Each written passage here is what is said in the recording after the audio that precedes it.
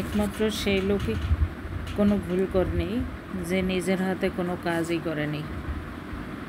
একজন যদি কাজই না করে সে ভুল করবে কিভাবে? অথচ দেখেন যিনি সারাদিন কাজ করতেছে আমরা সবাই তার ভুল ধরি। বিশেষ করে অফিস আদালতে দেখব যে ব্যক্তি সারাদিন কাজ করতেছে তার ভুলটাই বেশি সবার চোখে পড়ে, কিন্তু যিনি ফাঁকি দিয়ে বেড়াচ্ছে তার কোনো ভুল নাই।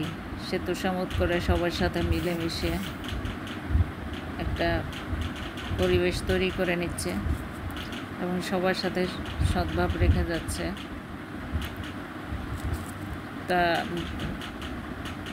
তার কোনো ভুল কারো চোখে পড়ে না। কিন্তু যিনি সারাদিন গাধার মতো খেটে যাচ্ছেন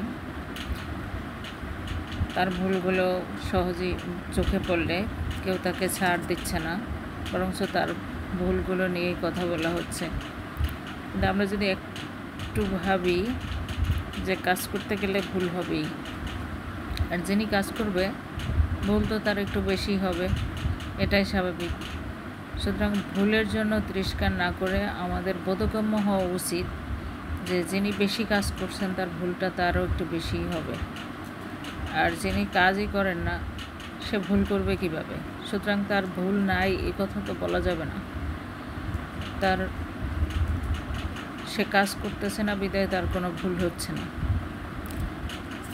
তো মোট কথা হচ্ছে যে আমরা একজনকে ভুলের জন্য অফিস আদালতে হোক বা বাচ্চাদের ক্ষেত্রে হোক, একজনকে ভুলের জন্য তাকে তিরস্কার করা যাবে না, বরঞ্চ ভুল করতে করতেই মানুষ শিখবে।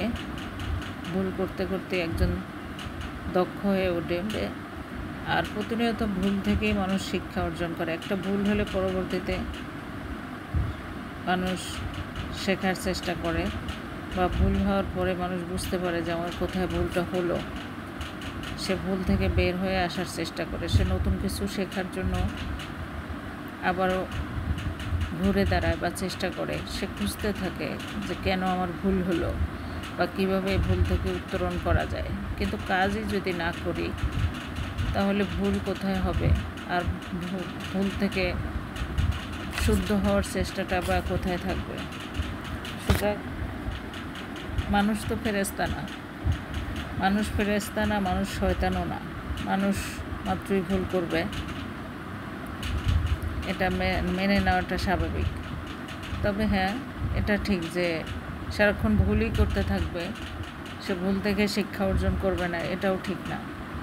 ভুলেরও একটা মাত্রা থাকতে হবে। সব কিছুই যদি আমরা ভুল করে ফেলি তাহলে হলো না।